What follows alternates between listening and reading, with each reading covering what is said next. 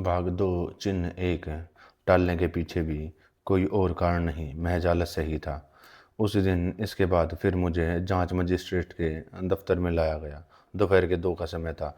इस समय तो कमरे में रोशनी भरपूरी छाई थी और बेहद गर्मी थी। खिड़की पर महीन सा पर्दा पड़ा था। कुर्सी ले लेने को कहकर मजिस्ट्रेट साहब ने निहायत ही मुलायम लहजे में बताया कि कुछ अप्रत्याशित परिस्थिति आ जाने के कारण मेरा वकील तो आ नहीं पाएगा।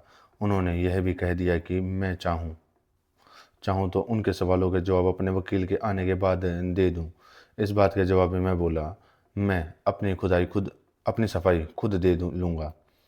उन्होंने सामने डेस्क पर रखी घंटी का बटन दबाया तो एक नौजवान क्लर्क आकर ठीक मेरे पीछे बैठ गया। मैं और मजिस्ट्रेट साहब भी अपनी अपनी कुर्सियों पर बैठ गए। जांच की कार्रवाई शुरू हुई। उन्होंने बात ही यहाँ से शुरू की कि मुझे लोग गुन्ना और चुप्पा आदमी समझते हैं। इस बारे में मेरी क्या राय है? मैंने जवाब दिया, जी मेरे पास बोलने को होता ही बहुत कम है, इसलिए अक्सर मुंह बंद ही रखता हूँ। इस बार भी मजिस्ट्रेट साहब पहली बार की तरह मुस्कुराए। हाँ, यही सबसे बड़ा कारण हो सकता है, मगर खैर यह बात कोई ऐसी महत्वपूर्ण है भी नहीं। कुछ देर चुप रहने के बाद वे सहसा आगे की ओर झुक गए और मेरी आंखों में आंखें डालकर जरा ऊंची आवाज में बोले, मुझे तो अगर किसी में दिलचस्पी है तो वह सिर्फ तुम हो। उनका मंशा मेरी उनकी मंशा मेरी समझ में नहीं आई, इसलिए कुछ नहीं बोला। वे कहते रहे, तुम्हारे मुकदमे में कई बातें मुझे परेशानी में डाले हुए हैं। विश्वास करूँ कि तुम उन्हें समझने में मेरी मदद करोगे।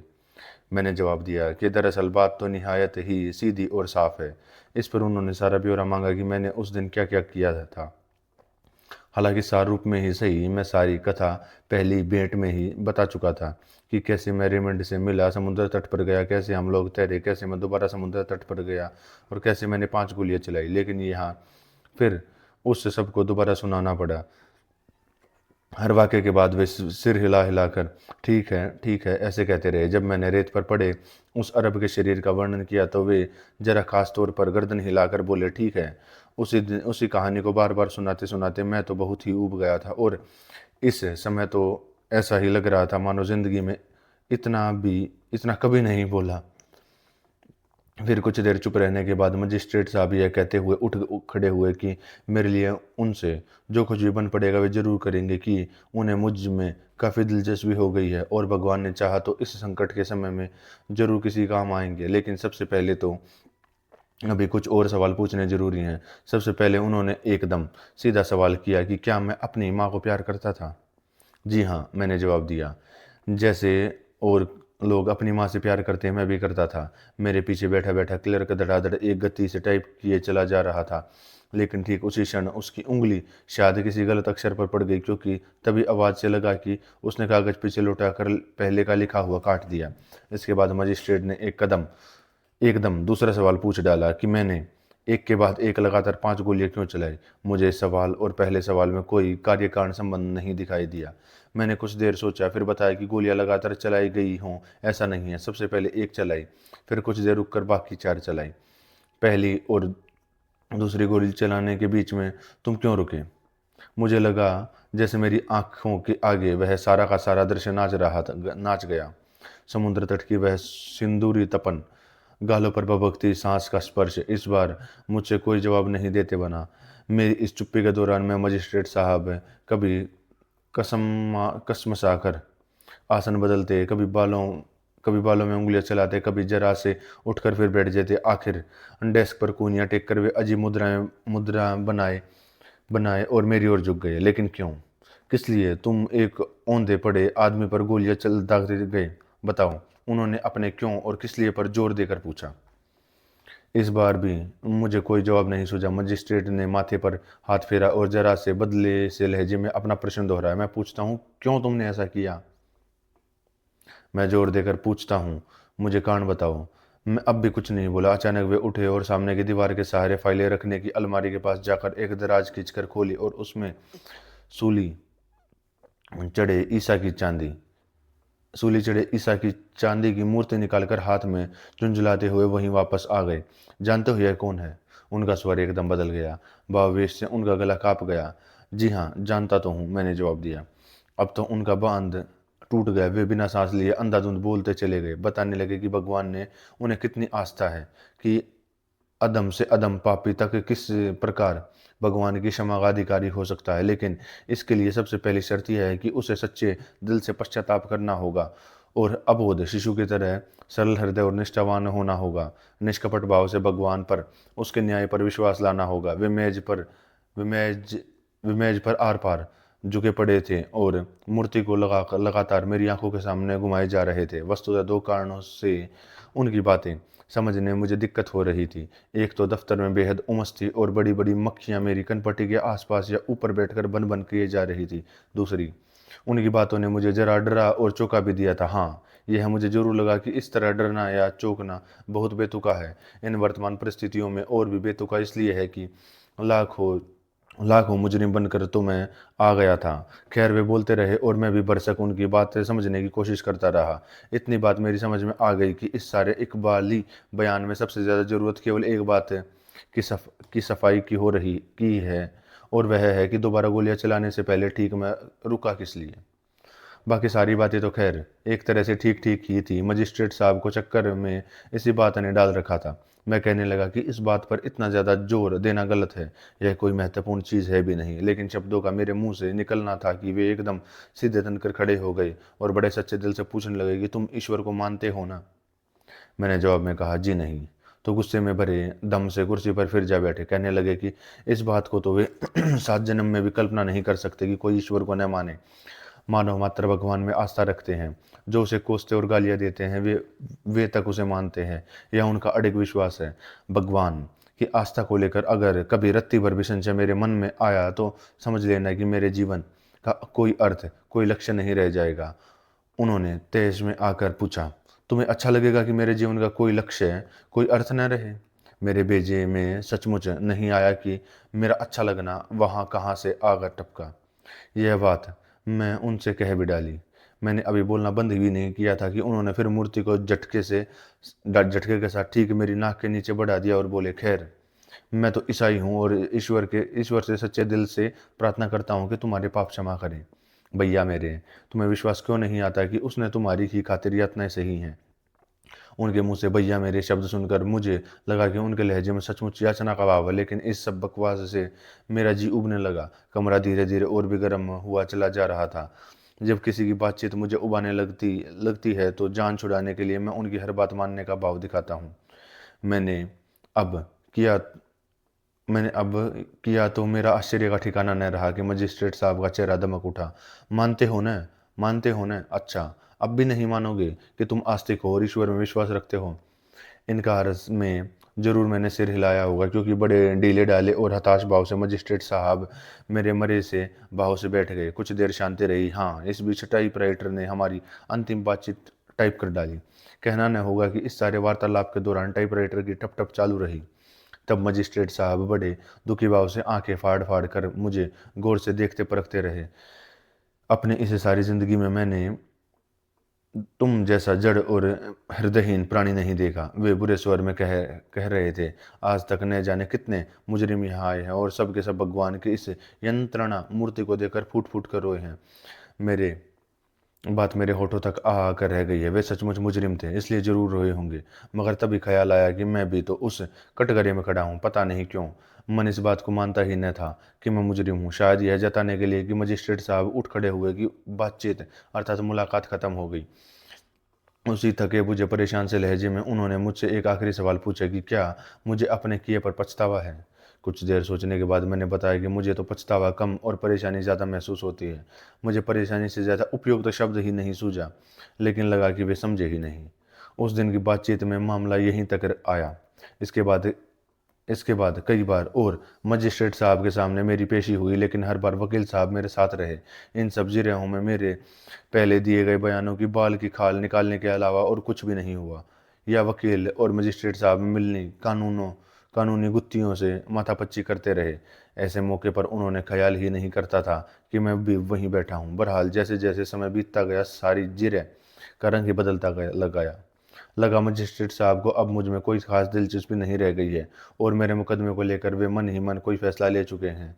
इसके बाद न तो उन्होंने कभी भगवान का जिक्र किया और न ही वैसा कोई धार्मिक जोश ही दिखाया जिसके कारण पहली भेंट में मैं विकट धर्म संकट में पड़ गया था। नतीजे में हमारे संबंध ज़्यादा आत्मीय हो गए। उन्होंने कुछ और सवालात किए। इस पर वकील और मजिस्ट्रेट साहब में बहस होती रही और इसके बाद मेरी पेशी खत्म हो गई। उन्होंने बताया कि मेरा मुकदमा अब अपना वक्त ले रहा है। कभी कभी बातचीत कानून से हटकर सामान्य धरातल पर आ जाती तो वकील और मजिस्ट्रेट दोनों मुझे उसमें भाग लेने को उकसाते। अब मैं ज़्यादा निश्चिंत भाव से सांस लेने लगा। इन दिनों उन दोनों में किसी ने भी मेरे प्रति बेरुखी नहीं दिखाई और सब कुछ मेरे आसन और प्रसन्न भाव से होता रहा कि मन में एक बड़ा बेतुका सा ख्याल घर करने लगा, मानो मैं भी इसी परिवार में से एक हूँ। 11 महीने ये पेशियाँ चली और मैं सच कहता हूँ उनका मैं अभ्यस्त हो गया। जिस क्षण मजिस्ट्रेट साहब अपने दफ्तर के दरवाजे तक मुझे छोड़ने आते और बड़े दोस्तानी लहजे में मेरा कंधा थपथपाकर कहते, अच्छा तो दुश्मन ईसा साहब आज बात यहीं तक रहे, तो मुझे बेहद आनंद आता। लगता इससे ज़्यादा सुखकर क्षण मैंने कभी पहले नहीं देखा। इसके बाद मुझे बॉर्डरों के हवाले कर दिया जाता। 2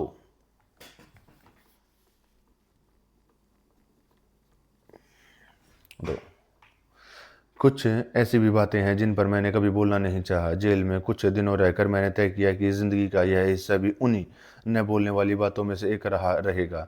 बहरहाल जैसे जैसे समय बीतता गया यह बात मेरे मन में जमने लगी कि इसके विपरीत का कोई ठोस आधार नहीं है। और सच बात यह है कि पहले कुछ दिनों तो मुझे कभी ख्याल भी नहीं आया कि मैं जेल में हूँ।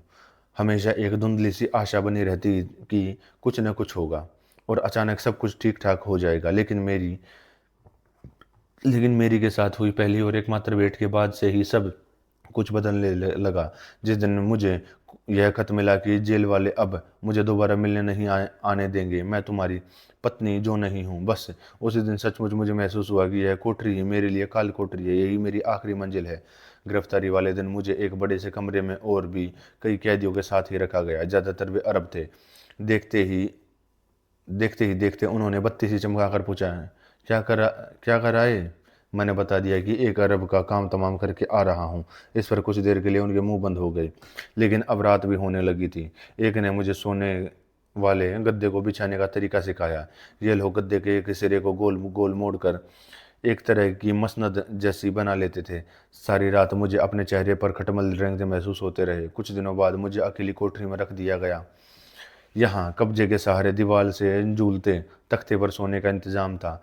सामान के नाम पर यहाँ पखाने की बाल्टी और टीन का तसला, बस ये ही 2 चीज़ें थी। जेल जरा ऊंची धरती पर बनी थी, इसलिए अपनी छोटी सी खिड़की से मुझे समुद्र की झांकी भी मिल जाती थी। एक दिन मैं छड़े पकड़े खड़ा खड़ा लहरों पर नाचती धूप को आंखें फाड़ फाड़ कर देख रहा था कि एक बोर्डर ने आकर बताया कोई तुमसे मिलने आई है। सोचा जरूर मेरी ही होगी। वही थी भी। मुलाकात में कमरे के लिए सबसे एक लंबे से गलियारे, फिर एक जीने और फिर एक और गलियारे से होकर ले गया। कमरा बहुत बड़ा था। इसमें एक बड़ी सी बाहर की ओर निकली धनुषाकार खिड़की से होकर रोशनी आती थी। कमरा ऊंची ऊंची लोहे की आड़ी छड़ों द्वारा 3 हिस्सों में बटा था। छड़ों की 2 जालियों के बीच करीब 30 फीट खुली जगह थी। इसके इधर वाली तरफ कैदी रहते थे और उधर उधर मिलने वाले। बीच की यह जगह यूं ही खाली पड़ी रहती थी। इस पर किसी का अधिकार नहीं था। मुझे उस जगह ले जाकर खड़ा कर दिया गया जहां एकदम सामने अपने उन्हें धारीदार कपड़ों में मेरी खड़ी थी। मेरी तरफ वाली छड़ों से लगे करीब 12 कैदी और खड़े थे। मेरी तरफ वाले ज़्यादातर अरब ही थे। मेरी की तरफ भी हबशी औरतें ही थी। होठ पीछे खड़ी एक छोटी सी बुढ़िया और नंगे सिर वाली मोटी सी प्रोड़ा के बीच में मेरी बेचारी दबी पीछी जैसी तैसी घुसी थी। यह प्रोड़ा बड़े हाव भाव के साथ चेहरे बनाती चिचियाते स्वर में बोले जा रही थी। कैदियों और मुलाकातियों के बीच की इस लंबी दूरी के कारण मुझे खुद भी अपनी आवाज़ ऊंची करनी पड़ी। जिस समय मैंने इस कमरे में कदम रखा था उस समय मछली बाजार जैसे चें चें सुनी दीवारों से टकराकर गूंज रही थी। खिड़की से आती धूप चारों ओर सफ़ेद सफ़ेद कठोर चकाचौंध फैलाई थी। इस सब से मेरा तो सिर चकरा उठा। कोठरी के अंधेर और सन्नाटे की तुलना में यहाँ की इस स्थिति का अभ्यस्त होने में मुझे कुछ समय लग गया। और कुछ देर बाद तो कमरे का एक एक चेहरा ऐसा साफ चमकता दिखने लगा मानो कोई उन पर टॉर्च से रोशनी फेंक कर दिखा रहा हो। देखा, बीच वाली खाली जगह में दोनों ओर की जालियों से सटा जेल का एक एक हवलदार बैठा है। यहाँ के देसी कैदी और दूसरी दूसरी ओर वाले उनके संबंधी आमने सामने बकायदा पालथी मारकर बैठ गए थे। उन्हें स्वर ऊंचा करने की जरूरत नहीं पड़ती थी। इतने शोर शराबे में भी वे कैसे जाने कैसे फुसफुस करके आपस में बात कर लेते थे। इस प्रकार नीचे चलती बातों की यह बनबनाहट सिरों के ऊपर ऊपर खड़े होकर चलती बातों के संगत करती लगती थी। इस सब को बहुत जल्दी ही मैंने नज़र में भर लिया और मेरी की दिशा में कुछ कदम और सामने बढ़ गया। अपना सांवला चेहरा छड़ों से अड़ाए वह बरसक खुलकर मुस्कुरा रही थी। इस तरह देखने वह मुझे बड़ी सुंदर लगी, लेकिन न जाने क्यों उससे कहते नहीं बना। कहो। अपना स्वर बहुत ऊंचा उठाकर उसने पूछा, क्या हाल है? अच्छे तो है ना? जरूरत की सारी चीज़ें हैं या नहीं? हाँ हाँ, मुझे जो चाहिए सब है। कुछ देर हम में से कोई कुछ नहीं बोला। मैरी मुस्कुराती रही। मुटल्ली औरत मेरी बगल मुटल्ली औरत मेरे बगल में खड़े एक कैदी को संबोधित करके चीखे चली जा रही थी। आदमी लंबा, गोरा और खूबसूरत सा, और संभवतः उसका पति ही था। वह चिल्लाकर कह रही थी, जेनी उसे रखने को तैयार नहीं है। देखो ना, कितनी बुरी बात है। आदमी ने कहा, हाँ, और देखो, मैंने उससे यह भी कहा कि तुम जेल के बाहर आते ही उसे ले लोगे, लेकिन बंदी सुनकर ही नहीं देती।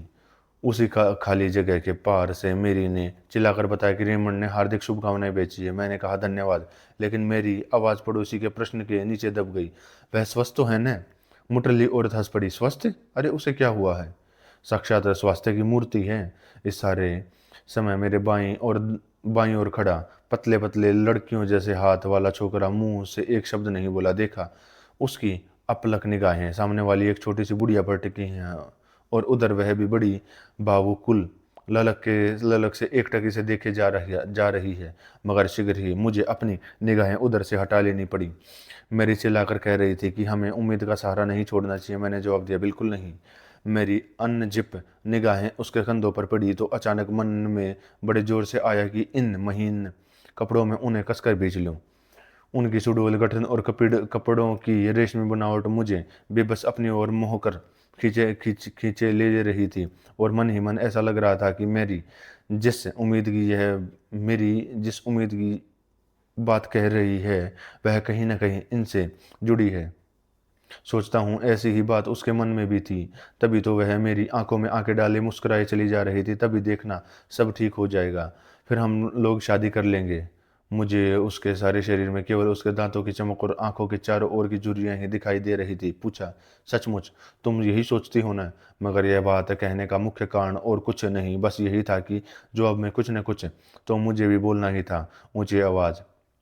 उसी ऊंची आवाज़ में उसने जल्दी जल्दी बातों की जड़ी लगा दी। हाँ हाँ, तुम छूट जाओगे, फिर हम लोग उसी तरह हर रविवार को नहाने जाया करेंगे।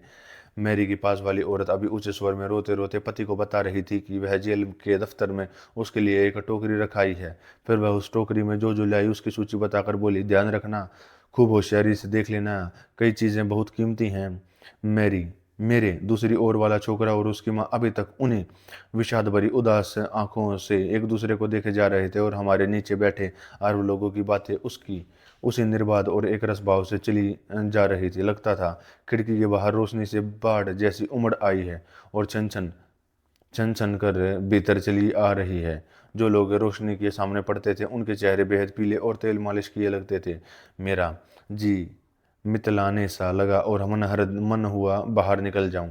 आसपास की ये रंदा चलाती छिलती सी आवाज़ें कानों को नोच रही थी, मगर साथ ही यह भी मन था कि मेरी के साथ रहने के सुख को जितना अधिक से अधिक बनाए रखा जा सको उतना बनाए रहूं। इस सारे शोर शराबे में एक क्षण की भी फांक या दरार नहीं थी। वही लगातार चलती चीख पुकार, बातचीत और नीचे दबे गले में निरंतर आती जाती बुदबुदाहट। इस सारे प्रवाह में मौन का अगर कोई द्वीप था तो वह था उस छोकरे और उसकी माँ का बिना कुछ बोले चाले आपस में एक दूसरे से आंखों को पीते जाना। इसके बाद एक एक करके अरब कैदी हटा लिए गए।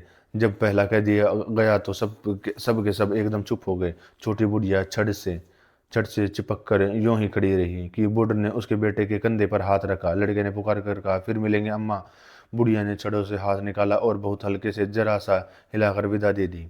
उसके हटते ही हाथ में टोप लिए उसके जगह एक दूसरा आदमी आ खड़ा हुआ।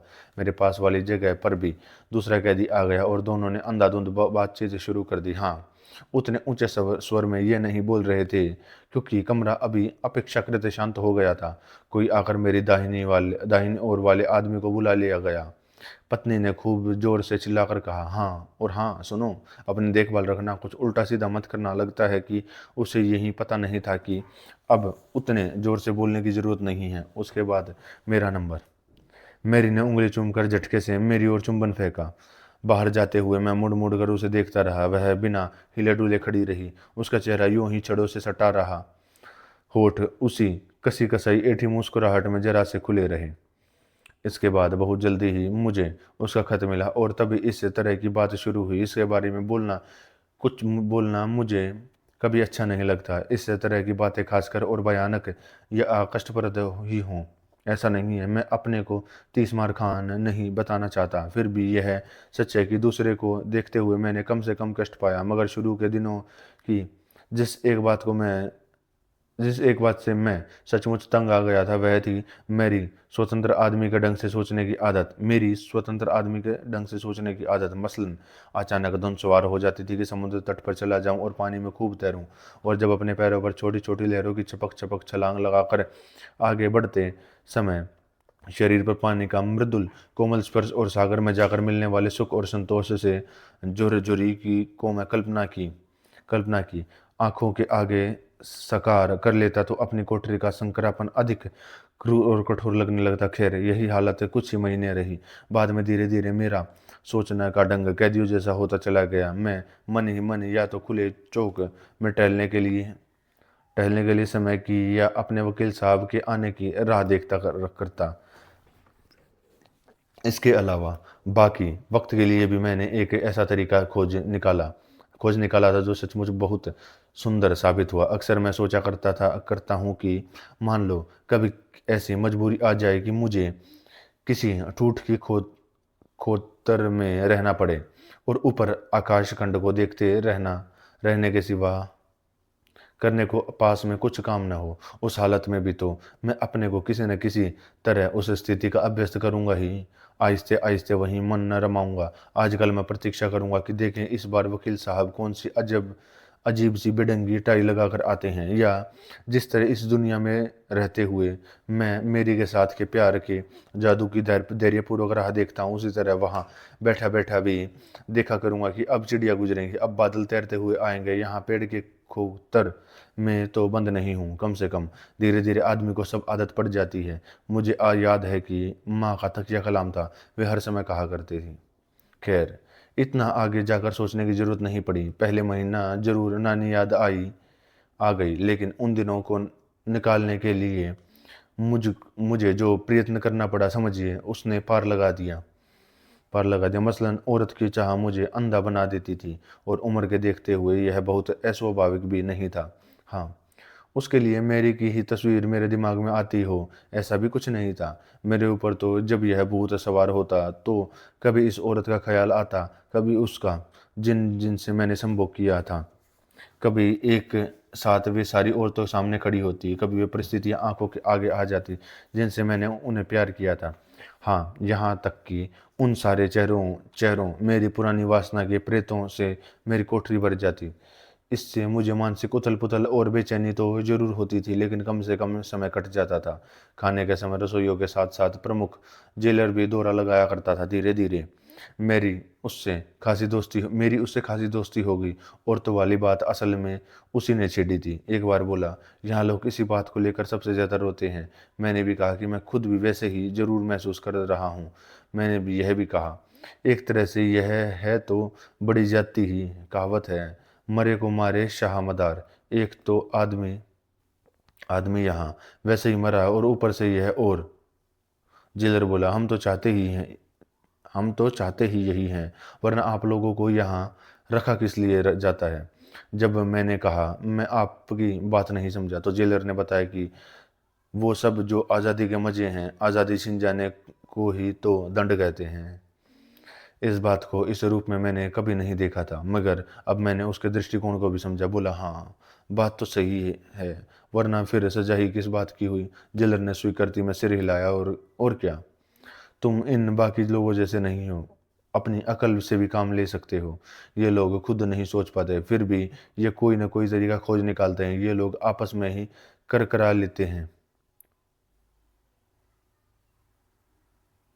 कहकर जेलर तो मेरी कोठरी से चला गया, लेकिन अगले दिन मुझे उनसे नफरत हो गई। सिगरेट ही नहीं मिलना एक दूसरी मुसीबत थी। जिस समय मुझे जेल लाया गया था, जेल वालों ने मेरी कमर पेटी, जूतों के फीते, जेब का सामान इत्यादि लिए। सो तो लिए ही, यहाँ तक कि सिगरेटें भी नहीं छोड़ी। मुझे अकेली कोठरी में डाल दिया। उस समय भी मैंने कहा कि कम से कम मुझे सिगरेटें तो दे दी जाएं, लेकिन बताया कि बीड़ी सिगरेट पीने की मनाही है। शायद इससे मुझे जितना कष्ट भुगतना पड़ा उतना किसी से नहीं। पहले कुछ दिनों तो सचमुच हालत बुरी हो गई। मैं सोने वाले तख्ते की खपच्चियाँ उखाड़ उखाड़ कर चूसा करता। सारे दिन बेहोशी और तबीयत मिचलाने का आलम छाया रहता। खोपड़ी में ही नहीं घुसता कि आखिर ये लोग मुझसे सिगरेट क्यों नहीं पीने देते। इससे किसी के बाप का क्या जाता है। बाद में इसका कारण भी समझ में आ गया। यह कटौती भी सजा का ही एक हिस्सा थी। लेकिन अब यह बात समझ में आई। तब तक तो मेरी हुक्कड़ ही मर गई थी, इसलिए यह सजा भी मेरे लिए सजा नहीं रह गई। ऐसी छोटी छोटी कमियों और कटौतियों को छोड़कर मैं बहुत नाखुश नहीं था। हाँ, सारी समस्या ही समय काटने की। खैर, बाद में जब मैंने पुरानी बातें याद करने की एक तरकीब सोच निकाली तो उबने उकताने का कभी सवाल ही नहीं उठा। कभी कभी मैं अपनी स्मरण शक्ति को अपने फ्लैट के सोने वाले कमरे में जुटा देता।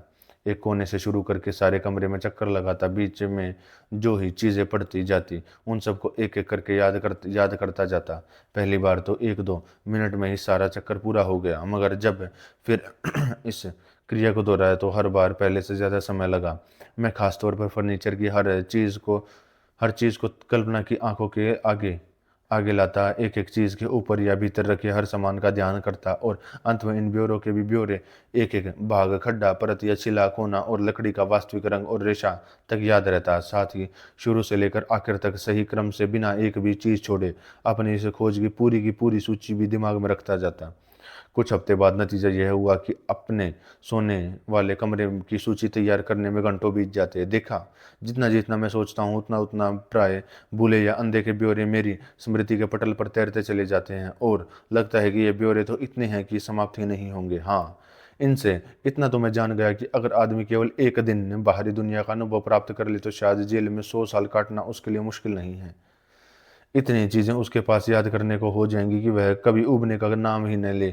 इस तरह से पूछा जाए तो यह गनीमत है, वरना और करे क्या आदमी जेल में। इसके बाद सोने का दौर शुरू हुआ। शुरू शुरू में तो रात को भी ठीक से नींद नहीं आती थी, और दिन में तो मैं कभी सोता ही नहीं था। लेकिन धीरे धीरे रातें सुख से कटने लगी। यही नहीं, दिन में भी एक आध झपकी ले लेता था। पिछले महीने तो सचमुच 24 में से 16 या 18 घंटे पड़ा पड़ा सोया करता था। बच जाते थे पास में 6 घंटे। सो इसमें खाना पीना, नित्य क्रिया, ये स्मृतियाँ और चेकोस्लोवाकिया वाले आदमी की कहानी। एक दिन गद्दी की जांच कर रहा था, उसके नीचे दसा अखबार एक का एक टुकड़ा हाथ पड़ गया। कागज इतना पुराना हो गया था कि पीला पड़ गया था और उसके आर पार दिखाई देता था, लेकिन छपे अक्षर जैसे तैसे पढ़ लिए जाते थे। यह किसी अपराधी की कहानी थी। शुरू का हिस्सा गायब था, लेकिन यह समझ में आ जाता था कि घटनास्थल चेकोस्लोवाकिया का कोई गांव है। कोई गांव वाला अपनी किस्मत आजमाने परदेश गया। 25 साल बाद काफ़ी कमा दमा कर बीवी बच्चों को साथ लिए अपने गांव लौटा। इधर उसकी माँ बहन उसके गांव में एक ही होटल चलाने लगी थी। अचानक जाकर उन्हें चौंका देने के ख्याल से इसने बीवी बच्चे को तो दूसरी सराय में छोड़ा और खुद किसी दूसरे नाम से कमरा लेकर माँ के होटल में टिक गया। माँ बहन को सपने में भी कभी ख्याल नहीं हुआ कि उनका भाई है। वे पहचान ही नहीं पाई। रात को खाना खाते समय उसने अपने पास की रकम इन्हें दिखा दी। उन कमबख्तों ने रात ही रात हथौड़े से इसका काम तमाम कर डाला और माल मत्ता छीन कर लाश नदी में फेंक दी। अगले दिन उसकी बीवी आई और उसने बिना सोचे समझे बता दिया कि वह आदमी कौन था। अब तो माँ ने फांसी लगा ली और बहन कुएं में कूद पड़ी।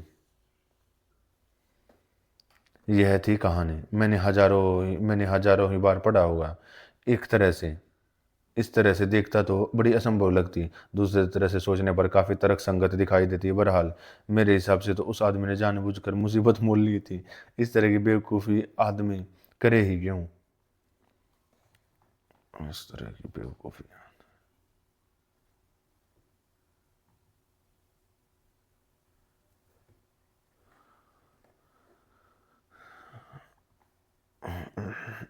इस तरह की बेवकूफ़ी आदमी करे ही क्यों? सो नींद के इन लंबे लंबे दौरों में अपनी पुरानी बातों को याद करने और अखबार के कहानी वाले टुकड़े को पढ़ने में अंधेरे और उजाले के ज्वार बाटे आते जाते रहे। समय बीतता गया। मैंने पढ़ा जरूर था कि जेल में आदमी समय का ध्यान नहीं रख पाता, लेकिन मेरे लिए इसका कोई निश्चित अर्थ कभी नहीं रहा। कभी मेरी समझ में नहीं आता था कि ये दिन एक साथ ही लंबा और छोटा कैसे हो सकता है। अच्छा, मान लो आदमी को एक एक पल करके सारा समय काटना पड़े तो शायद दिन बहुत लंबा लगने भी लगे, लेकिन फिर भी आखिर इतना लंबा कैसे हो जाएगा कि उसके ख़त्म होते होते न होते दूसरा दिन शुरू हो जाए। दिनों को सचमुच अभी तक मैं इस रूप में नहीं ग्रहण कर पाया था। बीते काल और आने वाला कल कभी भी मेरे लिए सार्थक शब्द थे। एक दिन सुबह सुबह जब बॉर्डर ने बताया कि मुझे जेल में 6 महीने हो चुके हैं तो मैंने मान लिया, लेकिन इन शब्दों को मेरे निकट का कोई अर्थ नहीं था। कोठरी में आने से लेकर अब तक मेरे लिए तो एक ही दिन था, और इस सारे समय में मैं तो एक ही काम में लगा रहा हूँ। जेलर चला गया तो मैं अपने पानी पीने का ताम लोट खूब घिस घिसाकर चमकाया और उसमें अपने चेहरे को गौर से देखने लगा। चेहरे पर भयंकर भयानक गंभीर भाव छाया था। मैंने मुस्कुराने की कोशिश की, लेकिन कोई अंतर नहीं पड़ा। तामलोट को आड़ा तिरछा करके कई तरह से देखा, लेकिन चेहरे पर वही मनहूस उदासी बरसती रही। सांझ गिराई थी। इस क्षण को मैं बेनाम क्षण कहता हूँ। काश दिन के इस क्षण के बारे में मैं चुप ही रहता। जेलर के कमरे कमरे और कोठरी कोठरी से संध्या के स्वर उदास और मनहूस जुलूसों से चुपचाप ऊपर उठ रहे थे। मैं जंगले पर खड़ा हो गया और डूबती किरणों में एक बार अपने चेहरे की परछाई को देखने लगा। वही पहले जैसा संजीदा चेहरा था। इस समय मैं खुद भीतर से संजीदा हो आया था, इसलिए इस बार नहीं चौंका। लेकिन ठीक है, उसी समय कानों में वह स्वर सुनाई पड़ा जो महीनों से नहीं सुना था। कोई बोल रहा था, नहीं, मुझे कतई गलतफहमी नहीं हुई थी। यह मेरे सपने ही बोलने की आवाज़ थी। पिछले कई दिनों में जो स्वर लगातार मेरे कानों में बज रहा था, उसे मैंने एक क्षण में पहचान लिया था। अच्छा, तो अब समझा। इन सारे दिनों में अपने आप से ही बातें करता रहा हूँ, और तभी कभी किसी की कही एक बात अचानक याद हो आई। माँ की अंत्येष्टि के समय नर्स ने कोई बात कही थी ना, अब तो कोई रास्ता नहीं रह गया। कैसी होती है जेल की वे उदास शामें, कैसा महसूस होता है वह समय, दूसरा कोई यहाँ कल्पना कर सकता है। 3।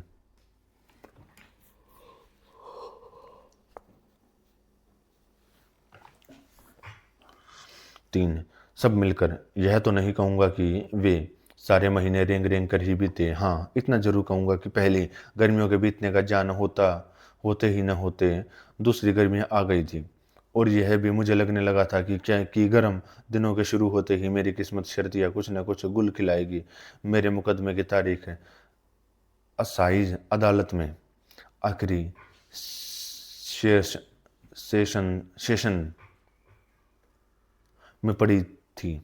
इस सेशन को जून में ही किसी समय खत्म होना था। मुकदमे के सुनवाई वाले दिन जमकर धूप निकली थी। वकील साहब ने बताया कि मुकदमा 2-3 दिन से ज़्यादा नहीं लेगा। बोले सुनते हैं अदालत जल्दी से जल्दी तुम्हारे मुकदमे को निपटाएगी, क्योंकि इस सेशन के मुकदमे की सूची में यह सबसे महत्वपूर्ण मुकदमों में नहीं है।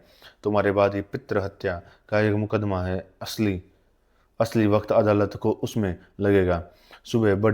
सुबह 7:30 बजे मुझे लेने वाले आ गए और कैदियों की गाड़ी में बैठकर अदालत में ले गए। 2 सिपाही मुझे दोनों तरफ से पकड़कर छोटे से कमरे में लाए। कमरा अंधेरा और गंदाता था। हम लोग एक दरवाजे के पास बैठे, दरवाजे से बोलने की आवाज़ें, चीख पुकारे और फर्श पर कुर्सियों के घसीटने के स्वर आ रहे थे। इस एक दूसरे के गडमड शोर शराबे से मुझे किसी कस्बे के जलसे का ख्याल आता। ऐसा लगता कि जल से में संगीत का कार्यक्रम हो चुका है और अब हॉल में नाच के लिए फर्श खाली किया जा रहा है। एक सिपाही ने बताया कि अभी तक जज साहब नहीं आए हैं।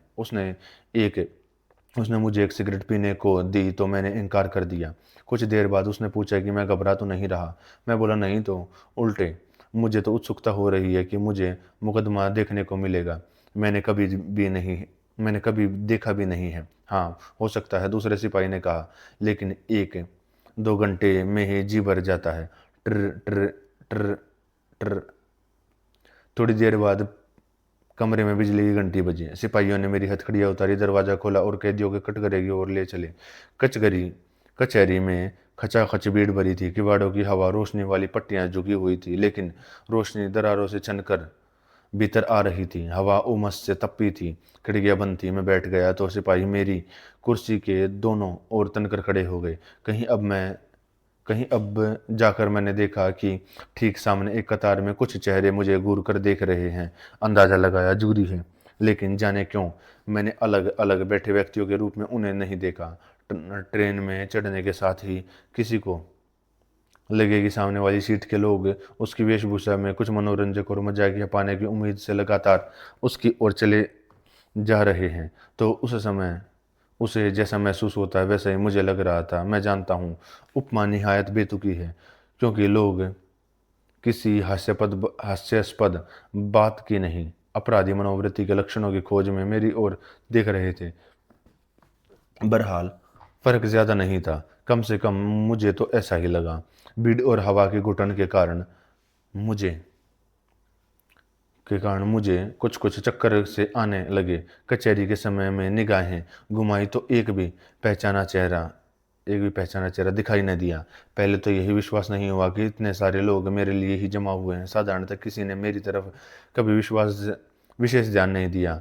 अब यूं रातों रात सबकी दिलचस्पी का केंद्र बन जाने में कैसा अजीब अजीब सा लगता है।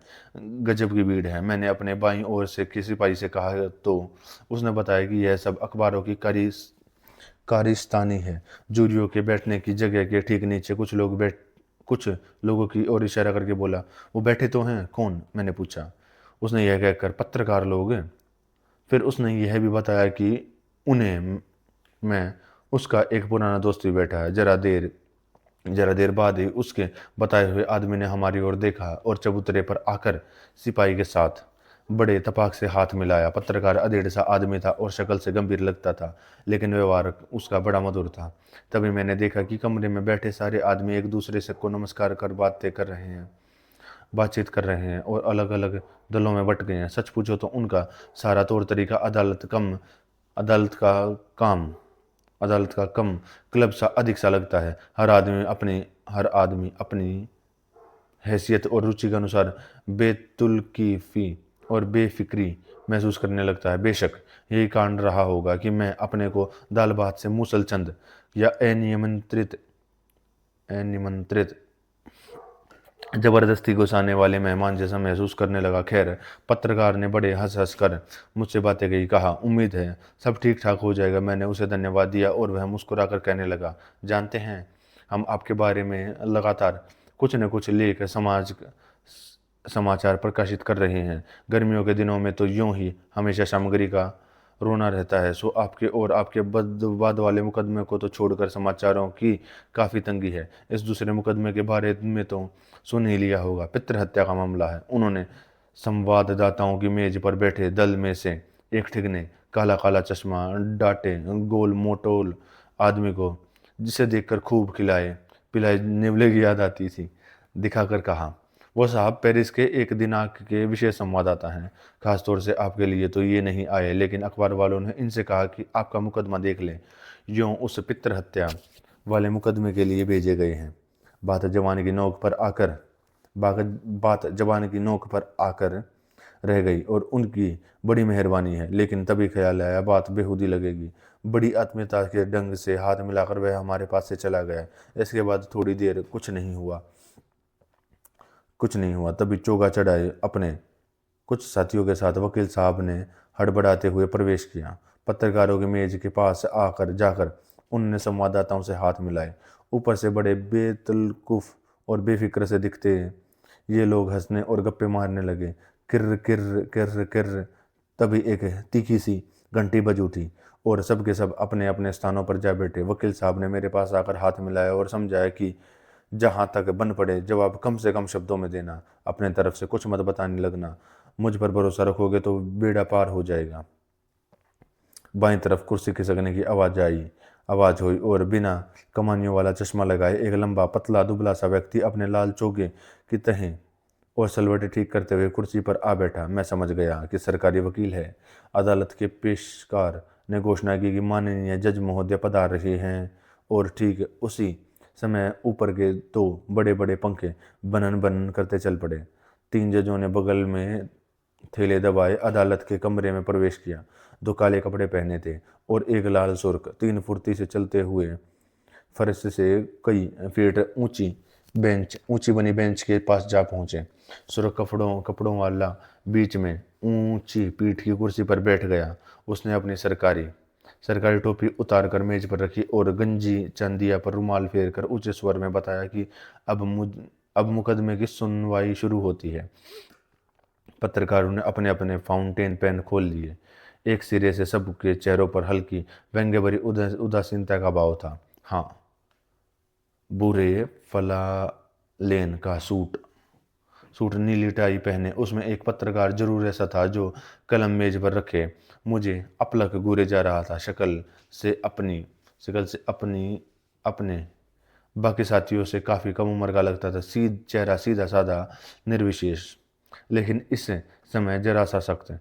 जिस चीज ने मुझे बांध लिया वे उसकी आंखें। उदास उदास पीली निर्मल आंखें मुझ पर जरूर टिकी रही, लेकिन उनसे किसी विशेष भाव की व्यंजना नहीं हो रही थी। पल भर के लिए बड़ी अद्भुत सी बात मन में उभरी, मानो वे आंखें ही मेरी अपनी ही आंखें हैं और मैं खुद अपने को ही तोल रहा हूँ। एक तो यूं ही अदालत कार्रवाई से कोरा, फिर दूसरे यह भाव कि यह कारण था कि शुरू में जो कुछ होता रहा ठीक ठीक मेरी समझ में नहीं आया कि कैसे जूरियों ने आपस में अपना अपना काम और जिम्मेवारियां बांटी, कैसे प्रधान जज ने सरकारी वकील अर्थात जूरियों के प्रतिनिधित्व और मेरे वकील साहब से दुनिया भर के सवालात किए। जब जब मेरे वकील साहब बोलते सारे के सारे जूरियों के सिर जजों की तरफ घूम जाते। कैसे एक एक ही सांस में अभियोग पत्र पढ़ा गया। बीच बीच में मैंने कुछ परिचित स्थानों और व्यक्तियों के नाम जरूर पकड़े। कैसे इसके बाद मेरे वकील से कुछ और सवाल किए गए। इसके बाद इस सब को मैंने कुछ सुना समझा कुछ नहीं। इसके बाद जज साहब ने फरमाया कि अब अदालत गवाही की सूची पढ़कर सुनाएगी। पेशकार ने नाम पढ़े। उनमें कुछ नाम कुछ सुनकर तो मैं चकरा उठा। अभी तक सामने वाली भीड़ मेरे लिए चेहरों के धुंधले धुंधले धब्बों से अधिक नहीं थी, लेकिन देखा कि अब एक एक करके उस भीड़ में से एक रिमंड मेसन, सलमानो आश्रम का चौकीदार, बूढ़ा पीरे और मेरी सभी उठकर खड़े होने लगे। इन सब के पीछे पीछे बगल के दरवाजे से बाहर जाते हुए मेरी ने बहुत होली से कांपते निर्जीव हाथ मुझे लक्ष्य करके हिलाया। सुना आखिरी नाम सेलेस्ते का पुकारा जा रहा है तो निहायत ही ताज्जुब हुआ कि इनमें से कोई भी पहले मुझे नहीं दिखा। सेलेस्ते उठा तो उसके बगल में बैठी वही विचित्र ठिगनी सी औरत नजर आई जिसे रेस्टोरेंट में मेरी मेज पर बैठकर खाना खाया था। वही मर्दाना कोट और चुस्त दृढ़ निर्णायक अंदाज देखा उसकी निगाहें मुझ पर ही जमी थी, लेकिन उसके तौर तरीके पर सोचने लगा। आश्चर्य करने का समय नहीं मिला। जज साहब फिर बोलने लगे। उन्होंने बताया कि अब मुकदमे की असली कार्रवाई शुरू होगी। कहा शायद बताने की उन्हें जरूरत नहीं है कि वे चाहते हैं जनता अपने अच्छे बुरे कैसे भी भावों का प्रदर्शन न करे। जज तो केवल सारी कार्रवाई की देखरेख करने के लिए हैं, एक तरह से कई मध्यस्थ हैं। इसलिए मुकदमे के प्रति उनका रुख निहायत ही तटस्थ रहेगा। जो भी फैसला जूरी महोदय देंगे उसे ही वे अपना शब्दों में न्याय की दृष्टि से जनता के सामने रख देंगे। उन्होंने इच्छा प्रकट की कि अंत में लोग बिना किसी प्रकार का कतई शोर शराबा किए शांतिपूर्वक बाहर निकलेंगे। दिन का तपना बढ़ता गया। जनता में से कुछ अखबारों से हवा कर रहे थे। कागजों के मुड़ने की खड़खड़ाहट तो सारे समय होती रही। प्रधान जज का इशारा पाकर पेशकार मूंज के बुने 3 पंखे ले आया। तीनों जज तुरंत उनसे हवा करने लगे लगे झट मुझे सवाल जवाब शुरू हो गए।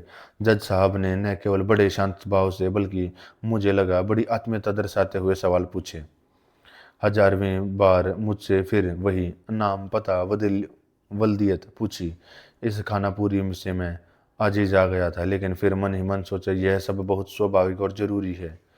किसी गलत आदमी पर मुकदमा चला देना अदालत के लिए कितने शर्म और अफसोस की बात है। इसके बाद जज ने मेरे सारे कारनामों का चिट्ठा पढ़ना शुरू किया।